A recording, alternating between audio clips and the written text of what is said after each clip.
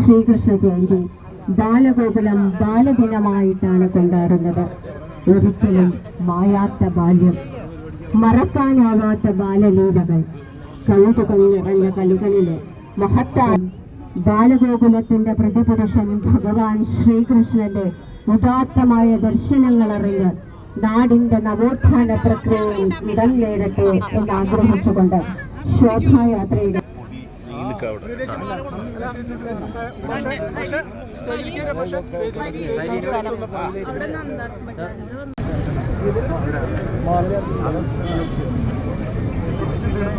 ശ്രീകൃഷ്ണ വിഗ്രഹത്തിൽ